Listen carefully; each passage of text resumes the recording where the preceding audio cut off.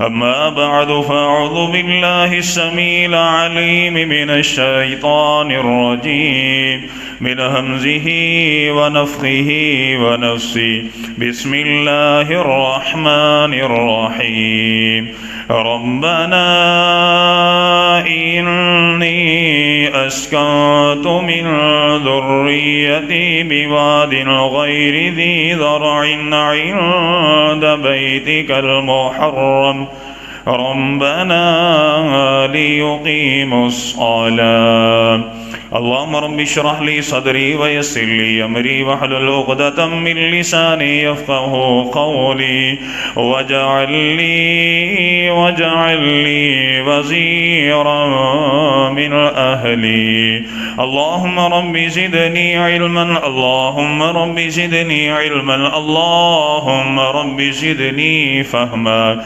اللهم رب يسر ولا تعسر وتمم بالخير یا ارحم الراحمین. حمد و ثنا تمام در کی بریائی بڑیائی بزرگی برتری تمام تر عطائی شہنشائی کے بریائی اللہ جل جلالہ رب العالمین احکم الحاکمین خالق کائنات مالک ارض و سما کی بابرکت اور پررحمت ذات کے لیے اور درود و سلام آقا دو جہان امام الانبیاء امام المجاہدین سید الاولین والآخرین خاتم النبیین رحمت للعالمین پیغمبر انقلاب حضرت محمد الرسول اللہ صلی اللہ علیہ وسلم کی بابرکت اور پررحمت ذات کے لیے ذی وقار میرے محترم معزز عزیز ساتھیوں بھائیوں دوستوں صاحبوں عزیزوں، میری دلی دعا ہے میرا خالق میرا مالک ہماری آج کی یہ حاضری اپنی بارگاہ میں قبول فرمائے. میرے دوست میرے بھائی نماز جمعہ خطبہ جمعہ کے لیے جلدی جلدی مسجد میں آئے. اللہ تعالیٰ تمام کا آنا بیٹھنا سننا سمجھنا اپنی بارگاہ میں قبول فرمائے.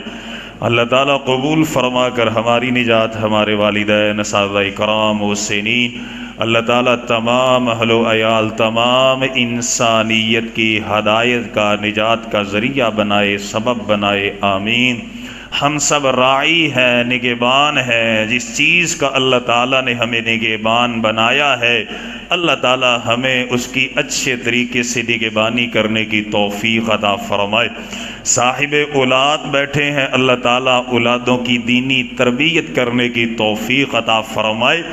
ان اولادوں کی تربیت اس طریقے سے کرنے کی توفیق عطا فرمائے کہ جب دنیا سے چلے جائیں یہ اٹھ کے ہمارے لیے ہاتھ اٹھا کے اللہ سے رو رو کے دعائیں کرے اور ان کی دعاؤں کی وجہ سے اللہ تعالیٰ ہم سب کے درجات جنت میں بلند کرتا جائے آمین. توجہ فرمائیں. اللہ اکبر کبیرہ. یہ ماحول اور یہ معاشرہ ترقی ترقی ترقی ترقی نوکری کوٹھی بنگلہ بس دین کیا ہے نہیں پتا. انگلش کی سیمری یاد ہے جی یاد ہے انگلش کے فلاں یاد ہے انگلش کا فلاں یاد ہے وہ سائنس کا یاد ہے وہ فلاں یاد ہے نماز یاد ہے نہیں اور یہ کوئی بات غسل کا طریقہ یاد ہے اور یہ کیسے باتیں یاد اور نماز کا ترجمہ یاد ہے اور یار کوئی اور بات کر لو. آپ کے گھر کے اندر آپ کی بیوی موجود ہے حقوق زوجین کے بارے میں پتہ ہے اور یار کوئی اور بات کر لو. آج کا جو ترقی یافتہ دور ہے یہ دنیا کے معاملے میں ترقی کہہ سکتے ہیں دین کے معاملے میں ترقی نہیں. آئے مسلمانوں ہم اپنی اولادوں کی طرف دیکھیں غور کریں کہ آج ہمارے گھروں کے اندر ہماری اولادیں ہماری بیٹی ہمارے بیٹے کیا وہ اس قابل ہیں کہ اگر آج کا مسلمان اللہ تعالیٰ اسے اپنے پاس بلا لے اس کی اولاد کیا اس قابل ہے کہ اس کی اولاد کے اچھے عمل کی وجہ سے اللہ تعالیٰ اس کے جنت میں درجے بلند کرتا جائے. لمحہ فکریہ ہے ماں باپ کے لیے. آئیں قربان جائیں حضرت ابراہیم علیہ السلام کے اوپر اللہ تعالیٰ نے فرمایا ابراہیم اپنے بیٹے کو اپنی بیوی کو چھوڑ کر کے آؤ. بیابان علاقے میں چھوڑ کر کے آئے. اللہ تعالیٰ نے سورہ ابراہیم آیت نمبر 37 سے 41 تک ذکر فرمایا. حضرت ابراہیم علیہ السلام نے چھوڑا. اللہ تعالیٰ سے دعا کرتے ہیں ربنا انی اسکنت اسکنت من ذریتی بواد غیر ذی زرع عند بیتک المحرم، یا اللہ میں نے تیرے حکم کے تابع ہو کر کے اپنی بیوی کو، اپنے بیٹے کو جو تو نے مجھے 90 سال کی عمر میں عطا کیا، میں نے بیابان وادی کے اندر چھوڑا ہے، لیکن عند بیتک المحرم، تیرے عظمت والے شان والے گھر کے قریب کیوں چھوڑا؟ ربنا لیقیموا الصلاۃ، تاکہ میری یہ اولاد کیا بن جائے؟ نمازی بن جائے۔ اور آئیں توجہ فرمائیں، جناب محمد الرسول اللہ صلی اللہ علیہ وسلم کی حدیث مسند احمد میں مشکات میں صحیح سند سے ہے، حضرت ابو ہریرہ رضی اللہ تعالی عنہ روایت فرماتے ہیں، توجہ توجہ، ذرا دل کے ذہن کے دروازے کھول کر کے اس حدیث کو سننا ہے۔ اللہ کے نبی نے فرمایا ان اللہ عز وجل لا یرفع الدرجۃ للعبد صالح فی الجنہ، اللہ کے نبی نے فرمایا ایک بندہ فوت ہو گیا، بڑا نیک تھا، اللہ تعالیٰ نے نیکیوں کی وجہ سے اسے جنت عطا فرمائی، ان قریب یہ ہوا جنت میں اس کے درجے بلند ہوتے جا رہے ہیں، یہ اللہ سبحانہ و تعالیٰ سے عرض کرتا ہے فیقول یا ربی ان لی ہذہ، یا اللہ میں ادھر نیکی کوئی نہیں کرتا، نماز کوئی نہیں پڑھتا، عمل کوئی نہیں کرتا، پھر کون سی چیز ہے جو جنت میں میرے درجات کو بلند کرتی جا رہی ہے؟ فیقول اللہ عز وجل، اللہ سبحانہ و تعالی نے ارشاد فرمایا باستغفار والدک لک، اے بندے دنیا کے اندر نیک اولاد چھوڑ کر کے آئے، اپنے بچے کو اپنی بچیوں کو دین پڑھایا، نماز سکھلائی، دین کے بارے میں نبی کی شریعت کے بارے میں بتلایا، اور تو دنیا سے آ گیا، آج وہ مسجد میں ہاتھ اٹھا کے تیرے لیے نماز میں پڑھتے ہیں ربنا اغفر لی ولی والدیا، وہ تیرے لیے استغفار کرتے ہیں، وہ خطبے کی مسجد میں تیرے لیے استغفار کرتے ہیں، میں جنت میں تیرے درجات کو بلند کرتا جاتا ہوں۔ آج کا مسلمان غور کرے، کیا میں اپنی اولاد کو، اپنے بیٹے کو، بیٹی کو اس قابل کیا کہ نہیں کیا؟ اللہ اکبر کبیرہ۔ پیارے پیغمبر علیہ الصلوۃ والسلام کے صحابہ ان کی سوچ پر قربان جائیں، ان کی فکر پر قربان جائیں۔ مسلمانوں کا پہلا غزوہ غزوہ بدر، جب اسلام نہیں تھا ایک بات علیحدہ، لیکن جب دین آیا تو صحابہ محمد کی سوچ بدل گئی، فکر بدل گئی، آپ کے رہن سہن کے طریقے بدل گئے، اولاد کی تربیت بدل گئی۔ حضرت عبد الرحمن ابن عوف کا واقعہ بڑا مشہور و معروف ہے۔ آپ فرماتے ہیں کہ جب غزوہ بدر آیا میرے دل میں خیال آیا کہ آج عبد الرحمن ابن عوف ایسی شان سے، ایسی دلیری سے، ایسی شجاعت سے بدر کے میدان میں جہاد کرے گا، اللہ سبحانہ و تعالی عرش معلیٰ کے اوپر خوش ہو جائیں گے، فرشتوں کے ساتھ میرا ذکر کریں گے۔ وہ دیکھو میرا عبد الرحمن کس طرح دلیری کے ساتھ ان کافروں کی گردنیں اڑا رہا ہے، انہیں قتل کر رہا ہے۔ حضرت عبد الرحمن ابن عوف بیان کرتے ہیں، توجہ سے بات سمجھیں، فرماتے ہیں میں بڑا دلیر تھا، میرا سینہ چوڑا تھا، میں بڑے مان کے ساتھ کھڑا تھا، لیکن ان قریب میرا حوصلہ مان پڑ گیا اور ان قریب میں سوچ اور فکر میں پڑ گیا۔ سوال کرتے ہیں عبد الرحمن کیوں؟ وہ کہتے ہیں جب میں نے اپنے دائیں دیکھا بائیں دیکھا اور مجھے 13-14 سال کے نوجوان بچے نظر آئے، ایک کا نام معوذ ہے، ایک کا نام معاذ ہے، ننھے ننھے ہاتھوں میں تلواریں پکڑی ہیں، میں بڑا حیران ہوا اور میں نے کہا بیٹا تمہاری کھیل کود کی عمر ہے اور تمہاری تو ابھی پرورش کی عمر ہے، ابھی تو آپ نے جوانی چڑھنا ہے اور یہ کیوں کھڑے ہو؟ وہ کہتے ہیں چچا جان ہمیں پہلے یہ بتلاؤ کہ یہ ابو جہل کدھر ہے؟ اور میں نے ان سے پوچھا بیٹا کرنا کیا ہے؟ وہ کہتے ہیں چچا ہمیں ہماری اماں نے بتلایا ہے یہ ایسا خبیث ہے کہ میرے نبی محمد کو گالیاں دیتا ہے۔ اماں نے تلوار دے کے بھیجا کہ بیٹا اسے قتل کرنا یا جام شہادت نوش کر کے آنا۔ صحابہ کرام نے تو اپنی اولادوں کی تربیت اس طرح کی تھی اور ان کی پیدائش کے وقت دعائیں کی تھی کہ یا اللہ یہ پیدا ہوئے ہیں انہیں اپنے رستے میں قبول فرما۔ اللہ اکبر کبیرہ۔ غزوہ احد کا موقع آیا نا تو پیارے پیغمبر کی شیر دل صحابیہ سیدہ ام عمارہ رضی اللہ تعالی عنہا اپنے بیٹوں کو اپنے پاس بلایا. وہ کہتی ہیں بیٹا سمجھو جنت کا دروازہ کھلا ہے, دوڑ کے جائیں گے اور سارے اکٹھے جنت میں جائیں گے. اماں کرنا کیا ہے؟ وہ کہتے ہیں بیٹا پیٹھ پھیر کے نہیں بھاگنا, دین کے لیے قربانی دینی ہے, محمد صلی اللہ علیہ وسلم کا دفاع کرنا ہے. وہ کہتے ہیں اماں انشاءاللہ جان جا سکتی ہے, پیچھے ہٹ سکتے نہیں. حضرت عبداللہ بیان کرتے ہیں ان کے بیٹے اللہ اکبر کبیرہ عبداللہ بن زید بن عاصم رضی اللہ تعالیٰ عنہ, وہ کہتے ہم احد کے میدان میں گئے, ہماری والدہ وہ بھی ہمیں ہمارا حوصلہ بڑھانے کے لیے کھڑی ہو گئی. ان قریب صحابہ محمد صلی اللہ علیہ وسلم کے قدم اکھڑ گئے, وہ پیچھے ہٹ گئے اور کافر تلواریں تان کے نیزے تان کے اپنے تیروں کا رخ اللہ کے نبی کی طرف کرنے کے لیے کھڑے ہو گئے. جب میری والدہ نے دیکھا اس نے تلوار پکڑی, نیزہ پکڑا, ہم کو آواز دی, کہنے لگی بیٹا جنت آواز دے رہی ہے, جلدی سے محمد کے قریب آ جاؤ صلی اللہ علیہ وسلم. وہ کہتے ہیں ہم دوڑ کے آئے, اللہ کے نبی صلی اللہ علیہ وسلم کے سر پہ زخم, آپ کے دندان مبارک ٹوٹ گئے, منہ سے خون نکل رہا ہے, اللہ کے نبی بے ہوشی کی حالت میں پڑے ہیں. میری والدہ نے کہا بیٹا چاروں طرف سے نبی کو گھیرا ڈالو, کوئی تلوار کوئی تیر کوئی نیزہ محمد کی طرف نہ آئے, اپنی چھاتیاں چوڑی کر لو. اللہ اکبر کبیرہ. حضرت عبداللہ بیان کرتے ہیں اس طرح ہوا, ہم اللہ کے نبی صلی اللہ علیہ وسلم پر ڈال بن کے کھڑے ہو گئے. میری والدہ بھی تلوار تیر چلا رہی ہے, نیزہ چلا رہی ہے. ایک خبیث کافر آیا, اس نے تلوار کا وار کیا اور میری والدہ کا کندھا زخمی کر دیا.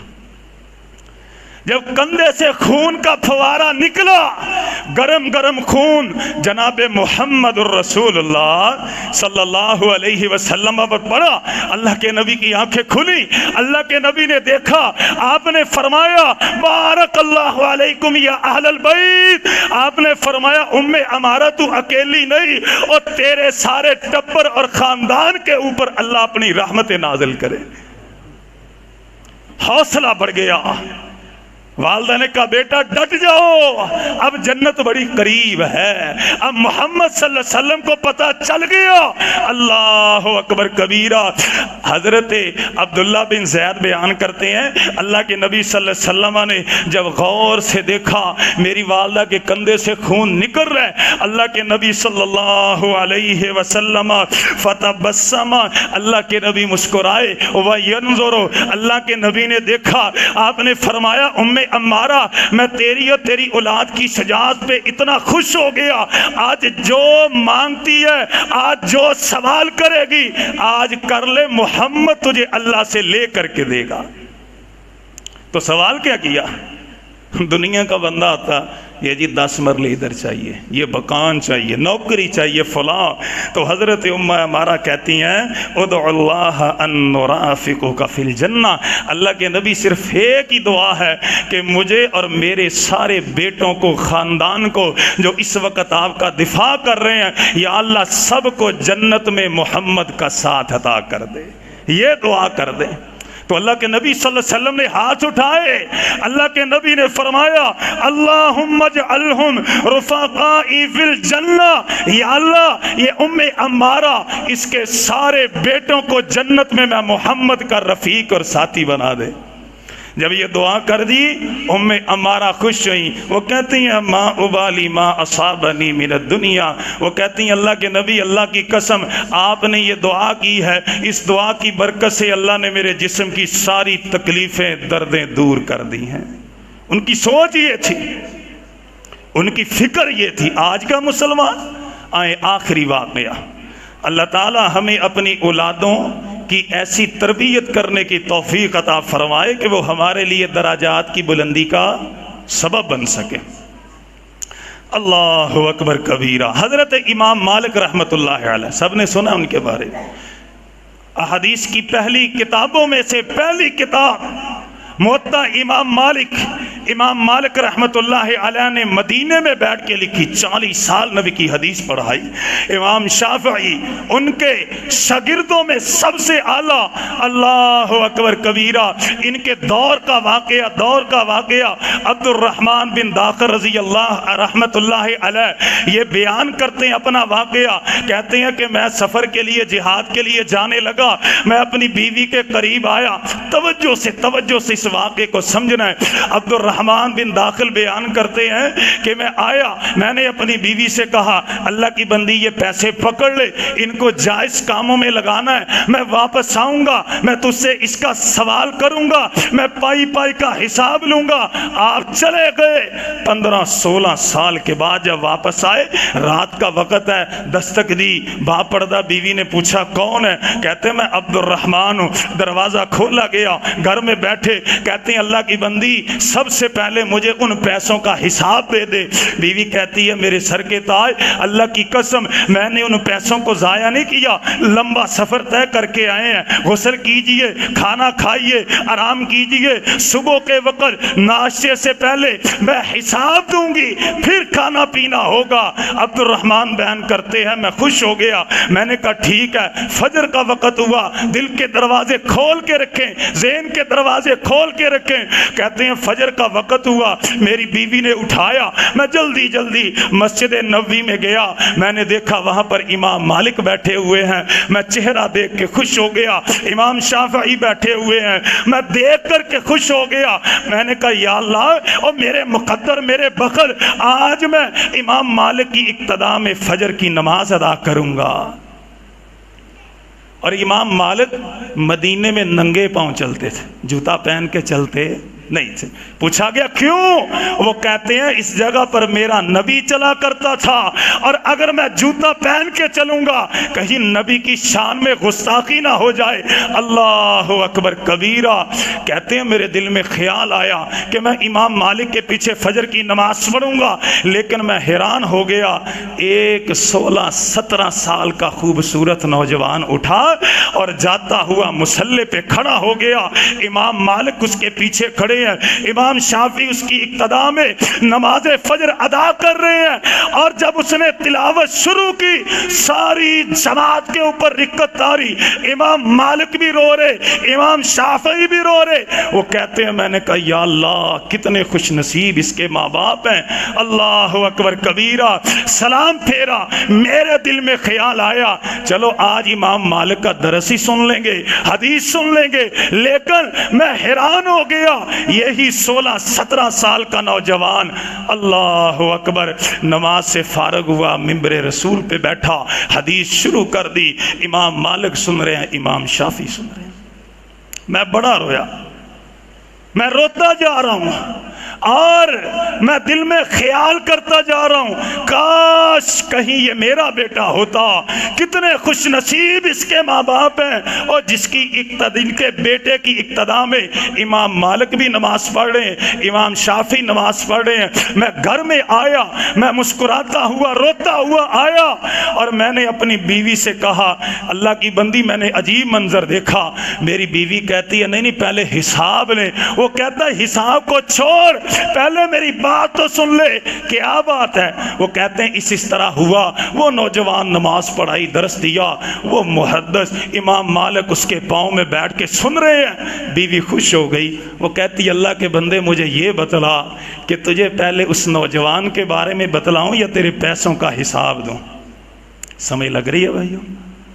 وہ کہہ رہی ہے، وہ کہتی ہے کہ تجھے پہلے اس نوجوان کے بارے میں بتلاؤں یا میں تجھے تیرے پیسوں کا حساب دوں؟ وہ خوشی میں کہتے ہیں کہ مجھے پیسوں کا حساب نہیں چاہیے، نوجوان کے بارے میں بتلا۔ وہ کہتی عبد الرحمن خوش ہو جا، اللہ کی قسم وہ تیرا ہی بیٹا ہے، وہ تیرا ہی بیٹا ہے، وہ تیری حلال کمائی ہے، وہ تیری اچھی سوچ اور فکر ہے کہ جس اچھی سوچ اور فکر نے آج تیرے بیٹے کو ممبر رسول پر کھڑا کر دیا۔ اور میرے بھائیوں ان کی سوچ یہ تھی، فکر یہ تھی، خدارا آئیں آج ہم اپنی اولادوں کو اس قابل کریں کہ ہماری اولاد ہمارے لیے جنت میں درجات کی بلندی کا سبب اور ذریعہ بن سکے۔ اللہ تعالیٰ عمل کی توفیق عطا فرمائے۔ اور ہاں، آخر میں یہ بات میرے بھائیوں، لوگ غور نہیں کرتے، آپ کسی سے بات کریں لوگ توجہ نہیں کرتے، بڑی بڑی باتیں کرتے ہیں، ماحول یہ ہے، فلاں یہ ہے۔ صحیح بخاری کے اندر، صحیح مسلم کے اندر اللہ کے نبی کی حدیث ہے، آپ نے فرمایا ما من مولود الا یولد علی الفطرہ۔ اور لوگوں، مسلمانوں کے گھروں میں جتنی بھی اولادیں ہوتی ہیں، ان کافروں کے گھروں میں جتنی بھی اولادیں ہوتی ہیں، اللہ کے نبی نے فرمایا یولد علی الفطرہ فابواہ یحودانہ او ینصرانہ او یمجسانہ۔ اس کے ماں باپ یا تو اسے یہودی بنا دیتے ہیں، یا مجوسی بنا دیتے ہیں، یا اسے آگ پرست بنا دیتے ہیں۔ آج ہمارے لیے لمحہ فکریہ ہے۔ اللہ تعالی ہمیں دین کی سمجھ عطا فرمائے، اللہ تعالی ہمیں نیک بنائے، معاملات کی اصلاح فرمائے۔ آمین وآخر دعوانا ان الحمدللہ رب العالمین۔ اللہ اکبر کبیر۔